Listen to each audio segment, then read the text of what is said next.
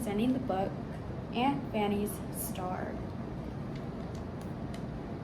So before we get started, I wanted to ask, before reading the story, what kind of expressions do the bunnies have on their faces?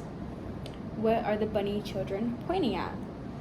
There's grass, there are trees, there's a family, their little expressions, maybe a smile or two, some stars. To kind of start our anticipation guide, first statement is, this story is about a family of bunnies. This story is going to be happy. The children bunnies will be sad. The children bunnies will find the stars special.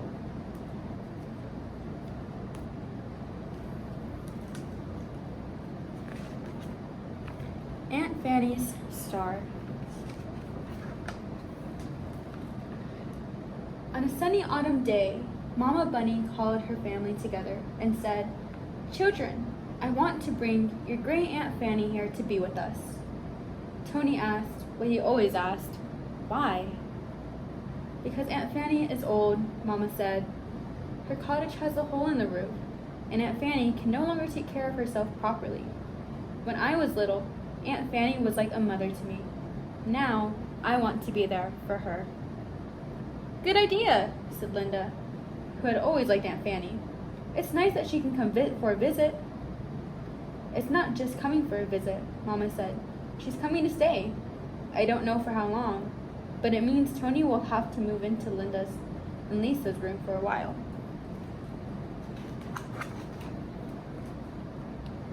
At first, things were not so easy, but Papa built Tony a partition in his new shared bedroom where he could store his inventions and keep his drawings. It gave him his own tiny room inside his sister's room. Aunt Fanny moved into Tony's room. She brought a box of clothes, a box of fancy dishes, and a small chest of drawers that opened with a silver key. Aunt Fanny wore the key on a ribbon around her neck. "What's in all those drawers?" Lisa asked curiously. "All the treasures I've never part with," Aunt Fanny replied, with a laugh. "You'll see." With Aunt Fanny there, life in the bunny house was different. There was less space for things now, so things were more cluttered. The children had to help out more because Mama had to care for Aunt Fanny. But other things were more fun than before. Aunt Fanny always had time to play, and she always had more silliness in her head than the three little bunnies put together.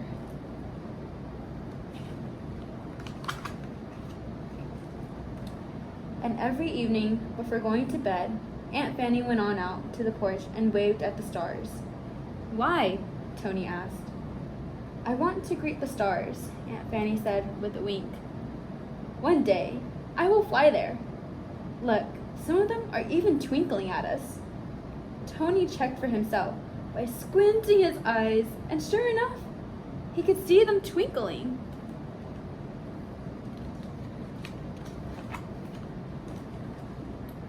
In the spring, Aunt Fanny showed the children how to make lots of things, from dandelions, squiggly twisty things from their stems and leaves, magic eyeglasses from their flowers, and even dandelion honey for cough.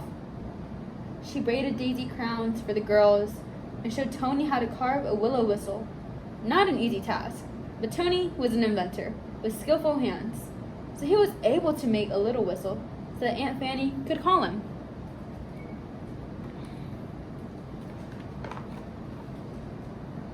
In the summertime, while cleaning vegetables, Aunt Fanny would sculpt the carrots into crocodiles and radishes into pigs.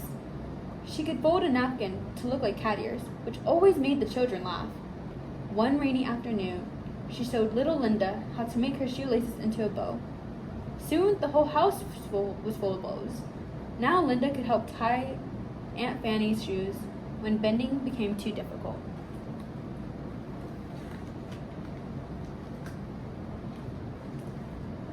When autumn came, Aunt Fanny carved the apples into faces and toy cars.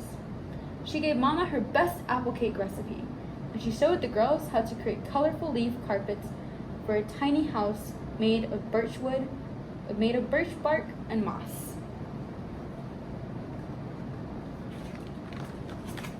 Meanwhile, Tony invented something new, a chair with wheels, so that he could push Aunt Fanny into the warm autumn sun.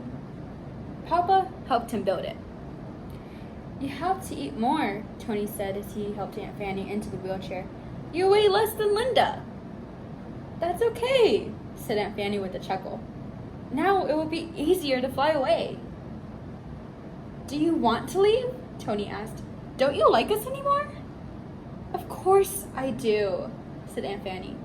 "But at some point, each of us must go elsewhere, to that place where we were before we were born.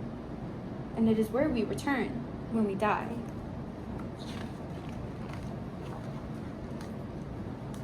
In the winter, Aunt Fanny had become even thinner. Tony made a backrest and attached a rope onto the large family sled. When the children went sledding down the gentle slope, they could take Aunt Fanny with them. It was not difficult to pull her up the hill. "Yippee!"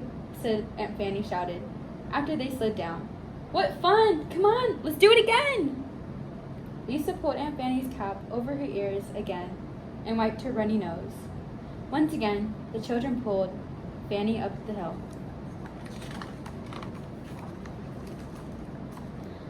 On the long, dark winter evenings, Aunt Fanny told stories.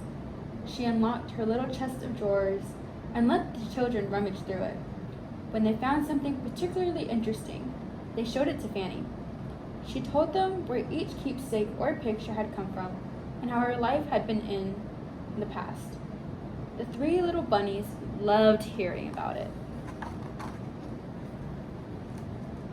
One evening, Aunt Fanny said, "When I am no longer here, you may share all my treasures. And when you look at the old pictures, think about me and the old stories. Now what would you like?" She gave Tony an eagle's feather, Lisa a ring with a pink stone, and Linda a necklace. Soon came the day when Aunt Fanny could not get up at all. "You're almost as small as I am," Linda marveled. "True, and your poor mother has to feed me, wash me, and wrap me up like a baby," said Aunt Fanny with a smile. "I don't mind," Mama said. "When I was little, you did it for me." Because Fanny could no longer go out on the porch, the children went for her, looked up at the stars and waved, and the stars tinkled back. When Tony came to Aunt Fanny's room on a bright spring morning, she was strangely quiet and pale in bed. "Wake up, Aunt Fanny," he shouted, shaking her shoulders anxiously. Mama hugged him and said, "She can't, Tony. Fanny has passed away." "Why?" Tony screamed and began to cry aloud. "I don't want her to die. Why?" "Tony, stop," said little Linda. "You're too big to cry." "He may be older than you are," Mama said with a tear. "But it's okay for him to cry. It's very sad that we will never see Aunt Fanny again. And we can weep until we have wept enough." And they all cried. Even Papa. Later, they helped Aunt Fanny one last time. She was washed and dressed in her gray silk dress and her best shoes. Linda tied all the ribbons.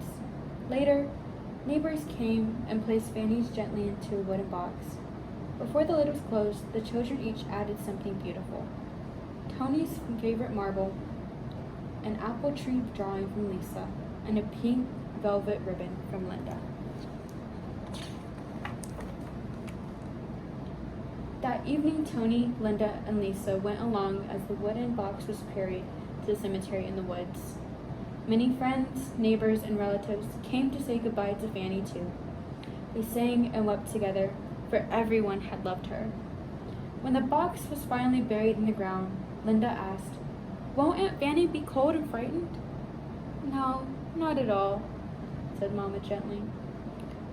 "That's only the tired old body that Aunt Fanny no longer needs. She's already somewhere elsewhere. Where do you think? Where might she be, having fun and telling her stories now?"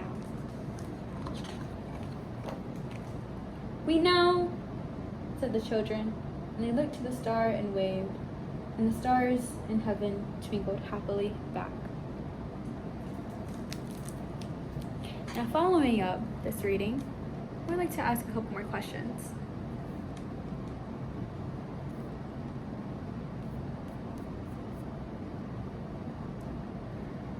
So, at the end of the story, Aunt Fanny passes away. The children bunnies have to learn to accept that Aunt Fanny has passed away. Have you ever experienced a deep sadness or even grief in your life? What's made you feel that way? How do you handle sadness and grief?